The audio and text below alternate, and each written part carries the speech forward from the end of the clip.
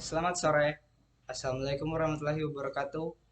Salam sejahtera bagi kita semua. Shalom. Om Swastiastu. Nama budaya. Salam kebajikan. Perkenalkan, nama saya Luni Kojama dari SMA Negeri 1 Dusun Tengah. Di sini saya akan membahas mosi yang kedua tentang bahwa pejabat pemerintah dilarang menggunakan pemengaruh media sosial atau influencer dalam mensosialisasi kebijakannya. Mengapa demikian?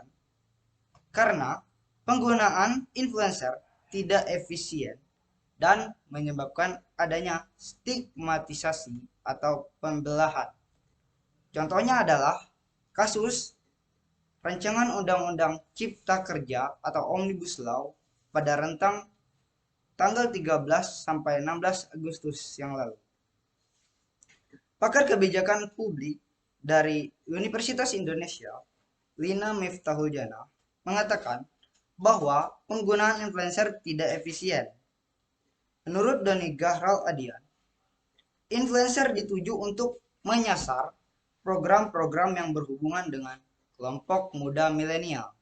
Oleh karena itu, jika influencer digunakan untuk melakukan sosialisasi kebijakan dari pemerintah, itu memang tidak dianjurkan. Karena apa? Dalam penyampaiannya, itu nanti akan berbeda dengan seperti yang diharapkan. Karena influencer kebanyakan hanya memikirkan tentang keuntungan, bukan pesan dari apa yang mereka sampaikan. Oleh sebab itu, maka yang harus dilakukan oleh pemerintah adalah untuk percaya diri menyampaikannya secara langsung atau melalui badan pemerintahan lainnya. Boleh juga melalui media sosial, tapi tidak melalui influencer yang hanya mengambilkan keuntungan itu.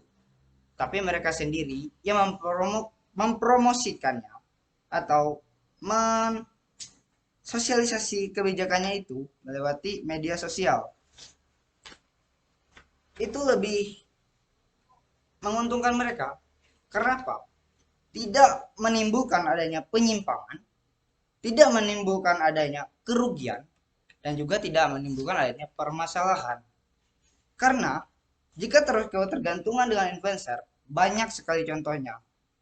Eh, Sisi gelapnya, seperti eh, dana yang dikeluarkan itu relatif besar, namun hasil yang didapatkan itu tidak sesuai dengan yang diharapkan.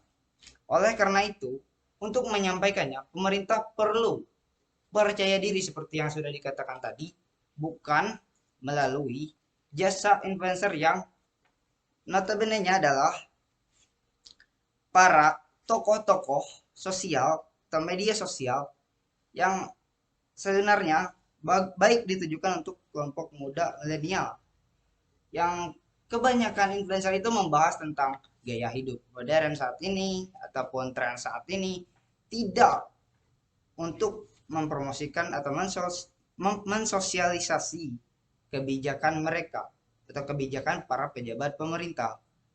Karena jika terus mereka meminta influencer itu mempromosikannya atau menyampaikan sosialisasi kebijakan, itu tidak akan pernah menimbulkan hal yang baik.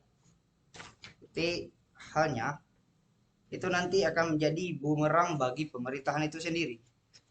Terjadinya demo di mana-mana dan ketidakpahaman masyarakat akan penyampaian dari influencer yang seperti halnya saat itu Omnibus Law yang saya katakan tadi, itu adalah kesalahpahaman dari penerimaan berita oleh para masyarakat atau oleh masyarakat itu sendiri. Karena sebenarnya jika mereka bisa mencerna atau influencer itu sendiri bisa menyampaikan secara jelas, detail tentang rancangan undang-undang cipta kerja atau Omnibus Law, itu tidak akan menimbulkan adanya permasalahan sebesar itu.